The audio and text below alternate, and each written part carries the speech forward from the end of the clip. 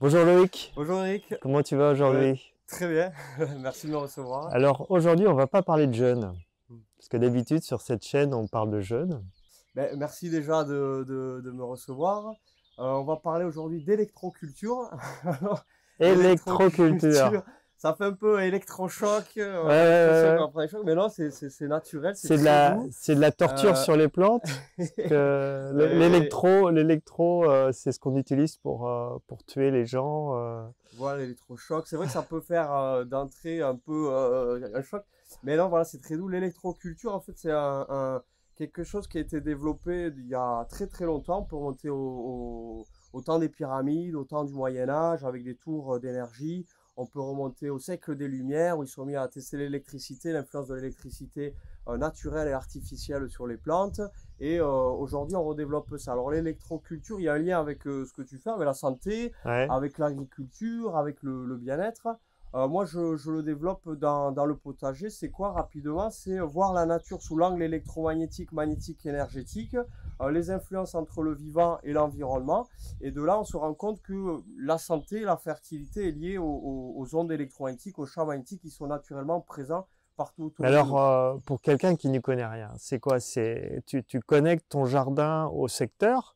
Alors, il y a en fait l'électroculture active et passive. Active, c'est on va travailler avec de l'électricité artificielle et passive, on va fonctionner avec l'électromagnétisme naturellement présent sur Terre. Par exemple, on se rend compte que il y a un champ magnétique naturel terrestre qui est partout autour de nous. On se rend compte qu'il y a les éclairs qui tapent, qui rechargent la Terre en électrons, qui émettent des ondes de résonance qui sont des ondes de résonance Schumann. On se rend compte que dans le sol, il y a des électrons, que le corps peut capter aussi, justement, les plantes interagissent avec. Donc nous, dans l'électroculture passive, c'est ce que je développe, on utilise des systèmes qui permettent d'interagir avec les champs magnétiques et les champs électromagnétiques naturellement présents dans la nature. On appelle ça l'électroculture. Pourquoi? Parce que on a des écrits, en fait, à la maison, j'ai des livres qui ont plus de 100 ans, des originaux, et tout un tas de livres qui sont réédités sur la Bibliothèque nationale numérique française Gallica, où l'électroculture était développée avant les deux guerres. Avant D'accord. les deux Donc c'est le guerres, terme d'origine. c'est le terme Ah d'origine. d'accord, ok. Électro vient de électrum, c'est l'ambre fossilisé. Quand on frotte de l'ambre, c'est la résine de pin fossilisée. Quand on frotte de l'ambre et qu'on l'approche près des poils, ça crée de l'électricité statique. Et D'accord, culture vient du latin colere qui veut dire honorer. L'agriculture, agri c'est la terre, donc un agriculteur se veut normalement d'honorer la terre. d'accord, Alors l'électroculture, on honore quelque part l'électricité. d'accord. Et c'était développé au siècle des Lumières. Ils ont commencé, mais même avant en fait, ils ont commencé à voir que l'électricité influençait sur les végétaux et ils se sont mis à développer des sortes d'antennes métalliques des sortes de paratonnerres juste avec des métaux qui montaient en hauteur à plus de 7 mètres de haut et comme ça influençait sur les échanges d'électrons sol-air, air-sol. Et ils se rendaient compte que ça augmentait la croissance des plantes, la résistance aux maladies, la santé des cultures. L'objectif, c'est ça, c'est naturellement d'augmenter la résistance, la santé et la croissance des cultures. Alors moi, je l'expérimente, ça fait 10 ans que je cherche et que j'expérimente là-dedans. Prouver, en fait, la connaissance est limitée. Quand j'ouvre Ouais. une porte, j'en ai 5 derrière et ainsi de suite. Dans les écrits, on a des écrits où ils montrent bien que l'électroculture a des effets. Par exemple, j'en citer un parmi des nombreux qui existent, c'est l'encyclopédie des sciences et travail des nouvelles inventions de 1927. J'ai l'original à la maison, je le montre dans les vidéos. Je vais me présenter rapidement pour parler de ma chaîne YouTube et tout Oui, ça. oui, oui. Et juste pour finir ce que je disais, c'est que dans cette encyclopédie, pardon, c'est marqué noir sur blanc qu'avec l'électroculture, on augmente la production, mais on augmente aussi la qualité nutritive, la qualité en nutriments. On ne perd pas en plus de nutriments. C'est plus gros et c'est plus riche et c'est bon pour le corps. Je suis enseignant, j'enseigne dans un lycée agricole, au lycée agricole de Tarbes. Ça fait 7 ans. J'ai étudié dans l'aménagement paysager, j'ai fait des études au Muséum national d'histoire naturelle à Paris, à l'école du Breuil, qui est l'école de la mairie de Paris. J'ai travaillé à l'agence d'écologie urbaine de la mairie de Paris, au Québec, à Montréal. Je suis à fond dans l'agriculture, l'environnement et la permaculture et l'électroculture. Et voilà, donc Hmm. c'est un très très vaste sujet, l'électroculture, où naturellement vous pouvez augmenter la croissance des plantes, la résistance aux maladies, la germination, le bien-être, et tout est expliqué en détail sur la chaîne parce qu'il y a un grand nombre de techniques. Mais alors est-ce que l'électroculture, c'est la mort de la culture chimique alors? Ben, en fait, on se rend compte que c'est Bill Mollison qui disait, c'est un des initiateurs de la permaculture. Il disait, bien que les problèmes de ce monde soient de plus en plus complexes, les solutions restent honteusement simples. Très bien, j'aime bien celle-là. Ça veut dire que des solutions, il y en a plein, il y en a partout. Elles demandent juste qu'on se concentre dessus et de les appliquer.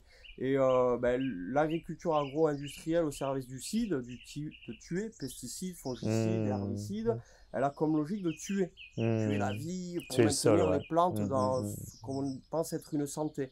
Mais la plante, si je mets juste NPK, azote, phosphore, potassium, elle va pousser, mais elle va faire la turgescence, elle sera remplie d'eau. Si je mange une tomate du magasin, je ne vais pas citer de nom, mais elle n'aura pas de goût. Tandis que quand on fonctionne en permaculture, en agro-silvopastoralisme, en électroculture, en semi-direct sous couvert, dans toutes les solutions qui existent, on a des aliments sains avec des nutriments et au niveau énergétique, ils sont bons. Donc l'électroculture, est-ce que ça va pallier, est-ce qu'on est en concurrence avec la chimie? Je ne vais pas le dire, mais en tout cas, on apporte une solution qui permet de se passer de la chimie, de la pétrochimie, parce qu'avant, on faisait ça marchait très bien. On voit dans les écrits d'électroculture où Justin-Étienne Christoflo, un des pionniers du début du XXe siècle, était en procès contre Saint-Gobain, qui était un industriel à l'époque de la chimie, qui voulait pas que l'électroculture se développe. Voilà, la pétrochimie, je comprends, j'apporte du nitrate au sol. Ouais. Donc comme j'apporte du nitrate, je nourris ma plante par les racines. Là, l'électricité, comment je vais nourrir ma plante avec de l'électricité? Alors, la pétrochimie, le sol, il est mort. Ouais. Quand je dis qu'il est mort, c'est-à-dire que il n'y a plus de matière organique, il n'y a plus de vie, il n'y a pas de vers de terre, il y a très peu de micro-organismes. La plante, on voit le sol en agriculture du CID comme un support pour faire pousser la plante. Et on fait un semblant de maintenir la vie, en fait. Et le maïs, ou la plante qui est cultivée dessus, si on arrête d'apporter les engrais, ça ne va pas pousser, parce qu'il n'y a pas de nutriments dans le sol. Tandis qu'avec l'électroculture, c'est un des outils où, en fait, je vais faire en sorte que mon sol, il ait cette capacité à créer la vie, à aider la vie à se développer, à aider la fertilité. Ça va de pair avec des paillages. Quand je paille mon sol, par exemple, je vais protéger la terre, je vais protéger les agressions du soleil, de la batasse de la pluie, je vais faire qu'il y a des nutriments qui vont s'incorporer dans le sol. Donc je prends soin de ma terre. L'électroculture, on a une des techniques, c'est par exemple où je vais utiliser une roche volcanique. Là, c'est rempli de cette roche volcanique qui est du basalte. C'est une roche qu'on dit magnétique, paramagnétique, où à l'intérieur il y a des oxydes de fer. Et ces oxydes de fer, ils rentrent en interaction avec le champ magnétique naturel terrestre. Et ce champ magnétique, par exemple, vous avez le magnétisme de la Terre, il vient du sud, il va vers le nord, géographique. Il tape cette tour et ça crée un autre dôme magnétique. Ça, c'est prouvé, c'est le paramagnétisme. Vous tapez sur Wikipédia, vous allez voir. Et nous, dans le sol, on va rajouter de cette roche volcanique. Qu'est-ce que ça va faire? C'est que ça va renforcer le magnétisme de la Terre. On a des études de Callahan qui ont montré que si votre sol il n'a pas de magnétisme, les plantes, elles ont beaucoup de mal à se développer dessus. Vous pouvez faire le lien aussi avec, je sais que dans la santé, vous le développez beaucoup, ça, la bioélectronique de Vincent. C'est quelque chose de très carré, où on mesure le pH, le redox, le RH2. Eh bien, on peut se rendre compte aussi que si un sol, comment dire, il y a un déficit d'électrons, on peut ramener des électrons avec des antennes, avec des systèmes. On peut favoriser la circulation des électrons dans le sol, etc. Qu'est-ce que je pense de la Terre? C'est que ce qui est bien, c'est qu'elle est protégée.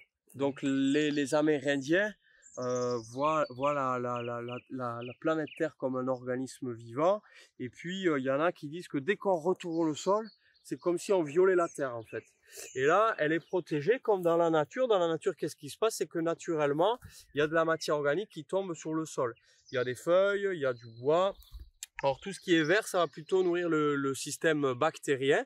Le système bactérien qui va minéraliser, qui va rendre directement les éléments assimilables pour les plantes. Et tout ce qui est plutôt boisé, comme on voit là, c'est du carbone, ça va nourrir plutôt les champignons. Alors c'est bien de nourrir aussi les champignons, pourquoi? Parce que les champignons, ils vont créer de l'humus. L'humus, c'est cette fameuse terre noire, fertile. Et puis si en plus on a de l'argile, ça va créer le complexe argilo-humique. L'humus et l'argile vont se lier ensemble et ça va nous permettre de garder les nutriments et de les redistribuer naturellement aux plantes. Normalement, dès que je paille, le sol il est plus meuble. Le fait d'être protégé, il y a les vers de terre qui sont actifs dedans. En le prenant comme ça rapidement, je me rends compte quoi, la terre elle se tient. Elle se tient beaucoup, ça fait des paquets. Si je l'appuie, comme ça, je l'appuie, je vois que je peux faire un boudin. Je peux faire un boudin, hop, ça veut dire que c'est une terre quand même argileuse. Donc il y a de l'argile. C'est bien d'avoir de l'argile. Pourquoi c'est bien? Je le disais, ça va permettre d'avoir un complexe argilo-humique pour maintenir les nutriments. Maintenant, l'argile, c'est une terre qui peut être lourde en hiver, gorgée d'eau, et l'été dur à travailler, très sèche, pardon. On voit qu'elle n'est pas non plus énorme. Enfin, c'est pas que de l'argile. Pourquoi? Parce que ça se fissure un peu. Donc il y a quand même du sable à l'intérieur, il y a un peu de limon, c'est quand même bien pour l'aération. Voilà, ce qui est bien, c'est que je creuse à la main. On voit en surface, bien sûr, que la terre, elle doit être un peu plus noire. Ça, c'est dû à la décomposition de la matière, c'est très bien. Ouais, elle se tient. Elle est peut-être un peu lourde, mais à force de faire du paillage, elle va s'aérer. Ouais. Voilà. Maintenant, c'est pas une terre mauvaise, loin de là, parce qu'elle n'est pas très sableuse. L'argile, c'est bien, ça retient l'eau. Ça va permettre d'avoir de l'humidité dans la terre. Voilà. Mais on voit, plus je creuse, plus c'est clair. Ouais, plus je creuse, plus c'est clair. Hop. Donc ça demande de faire des apports de matière organique qui est fait déjà par le paillage. On voit il y a des vers de terre, il y a de la vie quand même, ça c'est bon signe. Hein. On a à l'inverse des champs de monoculture où il y a plus de vers de terre, il y a plus de vie. Eux c'est bien, pourquoi? Parce qu'ils vont faire des galeries, ils vont permettre à l'eau et à l'air de mieux circuler. Ils ont des glandes qui sécrètent du calcium.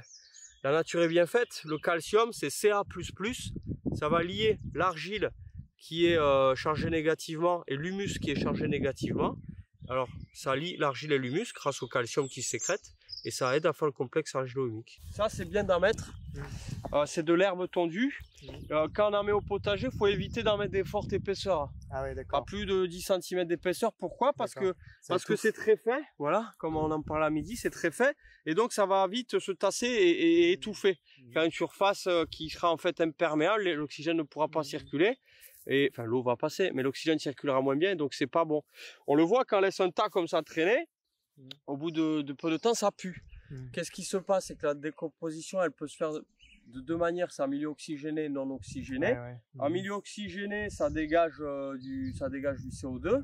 En milieu non oxygéné, ça dégage du soufre ou du méthane. Donc ça pue et ça c'est pas bon. Donc d'après toi, qu'est-ce qui est vraiment important dans le sol? Est-ce que c'est vraiment d'avoir du nitrate, du potasse et tout ça, ou est-ce que c'est plutôt la vie qui est dans le sol, qui permet un équilibre, et cette vie, cet équilibre qui réchauffe la terre en même temps, et qui va pouvoir échanger avec la plante en fait. Hein? En fait, on peut aller dans le sens de l'agriculture de la mort ou le sens de l'agriculture de la vie. La vie, c'est plein de paramètres, il faut avoir une vision holistique, mais je pense que je vais rien t'apprendre. Il faut avoir une vision holistique, on va prendre en compte le plus de paramètres possible pour créer de la fertilité. Et créer la fertilité dans la nature, c'est laisser la nature s'exprimer. Je vais donner un exemple qui est un peu en dehors de l'électroculture, qui est lié à la permaculture, mais c'est que quand j'ai un arbre qui pousse, à partir d'un sol à nu, l'arbre, qu'est-ce qu'il va faire? Il va faire tomber les feuilles. Ces feuilles, petit à petit, vont être décomposées par les micro-organismes, elles vont s'incorporer dans la terre. Il va faire tomber du bois, le bois va être décomposé par les champignons, il va créer de l'humus, il va créer la fertilité. Donc en fait, si on se rapproche de ceux qui étaient en lien avec la nature dans les chasseurs-cueilleurs, par exemple, ils n'allaient pas mettre d'engrais et les plantes, elles poussaient naturellement, sans intervention de l'humain. On a développé l'agriculture il y a 10 000 ans à peu près. L'être humain arrivait à faire pousser depuis il y a 10 000 ans des plantes sans intervention de chimie en fait, et ça allait très bien. La Seconde Guerre mondiale a vu apparaître ces produits où moi je crois que dans une logique aussi productiviste, dans une logique industrielle, où quand on a construit des grosses usines pour faire des bombes, d'ailleurs les Allemands on les appelait les Bosch, parce que je crois que c'est Carl von Selig Bosch, si je ne me trompe pas, qui a découvert comment synthétiser l'azote de l'air pour en faire quelque chose de matériel pour faire des bombes. Mais après-guerre, on se rendait compte qu'avec l'azote, on pouvait faire pousser les plantes aussi. Il fallait recycler toutes ces usines. C'est Claude Bourguignon qui en parle, un ingénieur agronome. eh bien, on a développé d'autant plus l'industrie de la pétrochimie. Je donne un exemple. Vous avez Martine Quérel qui a fait une thèse, c'est dans les années 70-73, que vous retrouvez sur sudoc.fr, où elle montrait sa thèse, elle étudiait l'influence de l'électroculture sur les plantes médicinales. Et il s'était rendu compte qu'on augmentait, les plantes sont plus grandes, mais on augmente aussi le taux de principes actifs dans la plante. C'est-à-dire qu'on a quelque chose de plus gros, mais aussi plus nutritif. Et si on veut faire de l'huile essentielle, ben on a plus de principes actifs. Il s'était rendu compte que sur la menthe poivrée, la belladone, et je ne sais plus la troisième plante qui était étudiée, il y avait plus de principes actifs. C'est ce qu'on lit aussi dans les anciennes. Donc ça nourrit mieux alors? Ben, ça nourrit mieux. Ça nourrit mieux, on a moins besoin de manger en quantité. Par exemple, ben là, nous, on fait du potager, je pratique, hein, ça fait 10 ans que je fais du potager, on le voit dans le potager, les plantes sont en santé, on a des résultats, c'est pas tout à la maison qui devient géant comme ça, mais on a plus de plantes qui sont plus grosses. Et là, on a fait une salade qui était, je sais pas, franchement, j'ai les photos, elle était immense, on l'a mangé le midi, on était calé, ça remplit énergétiquement aussi. On fait des gros tournesols, on a Richard Imbert aussi, mais qui habite pas loin d'ici, en Vendée, qui fait des légumes géants avec l'électroculture. Il a fait des betteraves là, de 4 kilos. Et puis je l'ai vu il y a 3 jours. Et elles sont nutritives, elles sont bonnes au goût, on ne perd pas du goût. Donc en fait, l'objectif, c'est déjà c'est d'aller vers la vie, d'arrêter cette logique de destruction de la nature, de la vie, parce que il n'y a rien qu'à se balader en campagne, on voit les champs, la terre est morte, ou dans les magasins, c'est beaucoup traité avec les produits pétrochimiques. On voit qu'on va dans le mur, en fait, sur plein de choses. Ce qui est miraculeux, c'est de réussir à être en santé en mangeant des aliments qui apportent la maladie, quoi. Déjà, si on fait notre potager, c'est un pas vers l'autonomie. Mais soyons utopistes, c'est qu'à grande échelle, voilà. L'agriculture s'y met. L'agriculture se met à développer de plus en plus aussi l'électroculture en mettant, par exemple, vous voyez ces tours-là, c'est basé sur des grandes tours qu'il y a en Irlande. C'est des tours qui sont disposées, quand on les regarde, il y en a 73, elles sont disposées en fonction de la carte des étoiles aux équinoxes. Et on se rend compte qu'elles sont en basalte, c'est cette fameuse roche volcanique, et elles émettent des champs magnétiques. Les tours en Irlande sont en basalte? Elles sont en basalte. Basalte, la plupart, il y en a certaines qui sont un peu en granit aussi. Alors, le granit, donc ils avaient la connaissance du basalte aussi? Je pense l'empirisme. Ils étaient loin d'être bêtes, ils étaient dans l'observation, ils étaient connectés avec la nature, avec le ressenti, ça peut aller jusqu'aux esprits de la nature, ça peut être développer la connaissance intuitive aussi, et ils s'étaient rendu compte que si on met des graines dans des endroits où c'est très énergétique, la graine, elle a un pouvoir d'expression de la vie. Et si avant qu'elle germe, je la mets dans un endroit qui est pathogène au niveau énergétique électromagnétique, elle va moins se développer que si je la mets dans un endroit qui est bon au niveau énergétique. On a des études scientifiques qui ont montré, sur la chaîne, ça y est, que si vous changez légèrement l'intensité du champ magnétique d'une graine, artificiellement, dans cette étude, ils l'ont fait, pour ensuite la planter, vous verrez que vous aurez une plus grosse production. Donc, pour revenir à ce que je dis sur les anciens, mais ils s'étaient rendu compte, par exemple, que quand ils laissaient des graines à tel endroit qui était plus fort énergétiquement, ils ressentaient les énergies, mais la production était meilleure. Donc, petit à petit, moi, c'est une certitude à force de chercher là-dedans, ils ont développé des systèmes qui leur permettaient d'augmenter la croissance, la germination, la résistance aux maladies des plantes. C'est là où, quand on voit les anciennes structures mégalithiques, les grandes tours d'énergie qu'on a en Irlande, les pyramides, que les anciens, ils avaient une vision aussi énergétique, électromagnétique, et ils s'harmonisaient avec les énergies de la Terre, en fait, pour comme la capter, l'amplifier à certains endroits spécifiques pour, par exemple, dynamiser les graines ou interagir avec les cultures. Et ça, on le refait aujourd'hui dans nos jardins avec toute une panoplie de systèmes. Mes plantes ont des maladies, mais je suis envahi de limaces. Qu'est-ce que l'électroculture va bien pouvoir faire pour mes limaces ou pour mes maladies? Oui. Mais, alors les limaces, c'est marrant parce que c'est vrai, c'est un des problèmes au jardin, au potager. On a souvent les plantes qui se font attaquer, etc. Mais moi, dans mon jardin, j'ai très peu, pas de problème de limaces, et mes voisins peuvent en attester. C'est des électriciens à la retraite qui m'ont aidé à faire une super antenne là dernièrement. Et en fait, le ravageur, dans la nature, il a quel rôle? Il a le rôle de détruire ce qui est faible. Parce que, en fait, c'est la sélection naturelle, c'est comme ça, ce qui est faible est détruit dans la nature. Donc, le ravageur, il va détecter une plante, en termes énergétiques, qui a une vitalité énergétique moindre, il va aller l'attaquer, la détruire. Par exemple, je fais le parallèle avec l'humain. Quand quelqu'un rentre dans une pièce, on dit « Ah, il était rayonnant, il a vibré, voilà, il avait une forte énergie, etc. » On le voit parfois. Mais la plante, quand je la mets en terre, si elle a pas une vitalité énergétique importante, elle va se faire attaquer par le ravageur. Nous, avec nos systèmes, on renforce la vitalité énergétique de la terre et des plantes. Donc, le ravageur va pas ou moins aller attaquer la plante. Et sur les limaces, moi, je le vois dans mon jardin, les salades, on n'a pas de problème. Alors qu'avant de faire l'électrocution, il y avait plus de problèmes. Les voisins aussi, il y avait une année extraordinaire en termes de limaces. Malheureusement, il y en avait partout, ça ravageait tout le quartier. Nous, on n'avait pas ces problèmes. Alors, le message là, c'est que quand on prend en compte, on apporte les besoins de la plante en termes d'oligo-éléments, mais en termes d'énergie aussi, elle sera moins sujet au problème. Parce que le problème intervient quand il y a une dérégulation quelque part. Et donc, ce qu'on fait, c'est que quand je taille, par exemple, ben, les déchets, entre guillemets, il n'y a pas de déchets. Dans un oasis, c'est ce qu'ils ont en tête d'aller amener les déchets verts à la déchetterie. Non, c'est de l'or vert. Donc, tous les déchets organiques, je les mets sur le sol. Déjà, ça va nourrir les micro-organismes. Je fais en sorte d'attirer les oiseaux. Quand j'ai des antennes ou des arbres, les oiseaux, ils vont venir, ils vont se poser dessus. Ils vont faire des déjections. Dans les déjections, il y a du phosphore. Ça va nourrir mes végétaux. Le chant des oiseaux, parce qu'il y a les oligo-éléments, mais il y a aussi le côté vibratoire similaire. S'il y avait des chants d'oiseaux, s'il n'y avait pas de chants d'oiseaux, la plante, avec chants d'oiseaux, elle allait faire plus de stomates. Ça veut dire quoi? Ça veut dire que les chants des oiseaux stimulent la formation de stomates. Les stomates, c'est quoi?